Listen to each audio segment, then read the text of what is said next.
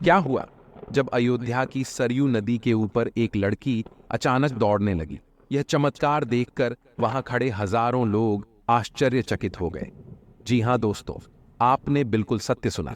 अयोध्या की सरयू नदी के ऊपर 16 साल की लड़की, जो भगवान श्री राम जी की परम भक्त थी, वह अचानक दौड़ने लग गई। लोग इसे भगवान राम का साक्षात अद्भुत चमत्कार मान रहे हैं।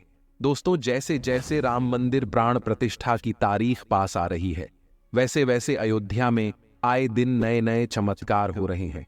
लेकिन इस चमत्कार ने तो पूरे विश्व भर को हिलाकर रख दिया है। आखिर इस चमत्कार के पीछे क्या सच है, पूरी जानकारी आपको बताएंगे। लेकिन उससे पहले, अगर आप एक सच्चे सनातनी हैं और आपको भगवान राम के पुनः घर पधारने की खुशी हो रही है, तो वीडियो को लाइक करके कमेंट बॉक्स में जय जय श्री राम जरूर लिखिएगा। दोस्तों, ये चमत्कारिक घटना दिल्ली की रहने वाली और प्रभु श्री राम की परम भक्त दीपिका पाठक के साथ हुई है। दीपिका और उसके माता पिता का हर एक हिंदू की तरह सपना था कि राम लल्ला के मंदिर का निर्माण हो।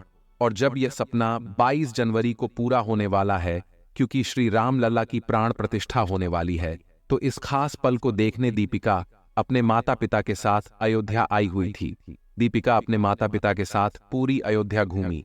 वह हनुमानगढ़ी मंदिर गई, वहां उन्होंने दर्शन किए। उसके बाद उन्होंने भगवान राम के निर्माण हो रहे मंदिर को देखा, जो देखने में बहुत बड़ा और विशाल था, जिसका काम जोरों शोरों से चल रहा था। पूरी अयोध्या भगवा मई हो चुकी थी। अयोध्या की सुंदरता देख वह खुशी से फूली नहीं समा रही थी। जिसके बाद दीपिका अपने माता पिता के साथ सरयू नदी के दर्शन के लिए पहुंची। लेकिन दीपिका और उसके माता पिता को अंदाजा नहीं था कि आज उनके साथ एक बहुत बड़ी घटना घटने वाली है। दोस्तों, आप लोगों को बता दें कि यह वही सरयू नदी है जिसके पास राजा दशरथ ने दुर्घटनावश श्रवण कुमार को तीर से मार दिया था। दोस्तों, पूरी रामायण सरयू नदी से ही शुरू हुई थी और सरयू नदी से खत्म भी हुई। जहां राजा दशरथ एक बार शिकार पर निकले थे, तब श्रवण कुमार अपने अंधे माता पिता के लिए सरयू नदी से पानी लेने गए थे। तभी उसी वक्त दुर्घटनावश राजा दशरथ द्वारा तीर श्रवण कुमार को लग गया था और उनकी मृत्यु हो गई थी। उसके बाद राजा दशरथ श्रवण कुमार के माता पिता को पानी देने गए थे, और जब श्रवण कुमार के अंधे माता पिता को इस घटना के बारे में पता चला, तो उन्होंने राजा दशरथ को श्राप दे दिया कि जिस तरह हम अपने पुत्र के लिए तड़प रहे हैं, उसी तरह तुम भी अपने पुत्र के लिए तड़पोगे। और फिर हुआ भी यही। राजा दशरथ के बेटे प्रभु राम 14 साल के लिए वनवास को चले गए, अपने भाई लक्ष्मण और अपनी पत्नी सीता के साथ। फिर कुछ समय बाद राजा दशरथ ने अपने पुत्र राम और लक्ष्मण के वियोग में अपने प्राण त्याग दिए, और वनवास जाने के बाद ही पूरी रामायण हुई।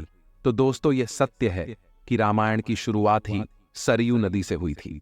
सरयू नदी पार करके ही भगवान राम ने वन की तरफ कदम आगे बढ़ाए थे, और उसे पार कर ही पुनः वह 14 वर्ष बाद अयोध्या लौटे थे। लेकिन दोस्तों, अब इतिहास पुनः दोहरा रहा है। दरअसल जब दीपिका सरयू नदी के तट पर फोटो ले रही थी, तो उसका पांव चिकने पत्थर पर लग गया और वह अचानक नदी में फिसल गई। और नदी के तेज बहाव होने के कारण वह आगे बहने लगी। उसके पिता ने उसे बचाने की कोशिश करी, लेकिन बहाव तेज होने के कारण वो कुछ नहीं कर सके। उन्होंने वहां खड़े सभी लोगों से मदद मांगी, लेकिन कोई मदद नहीं कर पा रहा था। अपनी बेटी को नदी में बहता देख दीपिका के माता पिता फुट फुट कर रोने लगे। उनकी बेटी उनके सामने नदी में बह गई थी। वहां खड़े सभी लोग मजबूर थे, कुछ कर नहीं पा रहे थे। लेकिन उन लोगों को अंदाजा भी नहीं था कि वहां प्रभु श्री राम का एक बहुत बड़ा चमत्कार होने वाला है। करीब 2 से 3 मिनट के बाद दीपिका के माता पिता हिम्मत हार रहे थे। सभी लोग बोल रहे थे कि इतने बहाव में तो लड़की मर गई होगी। लेकिन अचानक से सबके सामने जो हुआ, वह देख सबके होश उड़ गए। दीपिका सरयू नदी के ऊपर दौड़ती नजर आ रही थी। यह देख वहां खड़े सभी लोग जय जय श्री राम के नारे लगाने लगे, क्योंकि यह एक बहुत बड़ा चमत्कार था। मात्र 16 साल की लड़की सरयू नदी के ऊपर चल रही थी, मानो जैसे कोई जमीन के ऊपर चल रहा हो, और वह नदी के ऊपर चलते चलते अपने माता पिता के पास आ गई। सभी लोग यह नजारा देखकर आश्चर्यचकित थे। फिर जब उसके माता पिता ने दीपिका से पूछा कि यह सब कैसे हुआ, तब दीपिका ने बताया कि जब मैं नदी में बह रही थी, तो मैंने प्रभु श्री राम का ध्यान किया, और मुझे पता ही नहीं चला कि मैं कब पानी के ऊपर आ गई, जिसके बाद मैं उठकर नदी के ऊपर चलने लगी। मुझे ऐसा लग रहा था जैसे मैं जमीन पर चल रही हूं। ये सुनकर वहां खड़े सभी लोग जय जय श्री राम के नारे लगाने लगे। दोस्तों, वाकई में यह चमत्कार आज तक का सबसे बड़ा चमत्कार था प्रभु श्री राम जी का, क्योंकि जब भक्त परेशानी में हो तो भगवान राम जरूर आते हैं अपने भक्त की रक्षा करने। और ये तो राम जन्मभूमि थी, फिर प्रभु अपने भक्त को अपनी भूमि पर कैसे मरने देते। दोस्तों, 22 जनवरी को राम लल्ला पुनः अपने महल में विराजने वाले हैं, और यह सब चमत्कार देखकर ऐसा लग रहा है जैसे साक्षात प्रभु राम अपने घर आ चुके हैं, अपने भक्तों के बीच। सरयू नदी में दीपिका का चलना और जामवंत के जैसे भालू का दिखना, फिर जटायु जैसे गिद्धों का दिखना, ये सब आम बात नहीं है।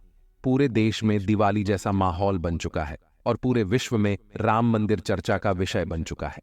दोस्तों, कई सालों की तपस्या के बाद, कई सालों के इंतजार के बाद 22 जनवरी को हम इस भव्य ऐतिहासिक पल के साक्षी बनेंगे, जहां 500 वर्ष बाद राम जी अपने मंदिर में विराजेंगे। दोस्तों, राम मंदिर निर्माण के लिए कई हजारों लोगों ने अपने प्राणों की आहुति दी, लेकिन आज कुछ नेता लोग राम मंदिर को लेकर कई विवादित बयान दे रहे हैं और हजारों नहीं करोड़ों सनातनियों की आस्था के साथ खिलवाड़ कर रहे हैं। विपक्षी पार्टी के कुछ नेता राम मंदिर की प्राण प्रतिष्ठा को एक राजनीतिक कार्यक्रम बता रहे हैं और कह रहे हैं कि यह तो बीजेपी वालों ने बनाया है। लेकिन हम उन हिंदू विरोधी नेताओं से बस इतना कहना चाहते हैं कि यह राम मंदिर करोड़ों हिंदुओं के त्याग और बलिदान के बाद आज पुनः निर्माण हो रहा है। राम मंदिर निर्माण के लिए करोड़ों हिंदुओं ने देश के अलग अलग कोणों से और साथ ही विदेश में रहने वाले हिंदुओं ने भी अपनी मेहनत की कमाई का कुछ हिस्सा राम मंदिर निर्माण के लिए चंदे में दान दिया था।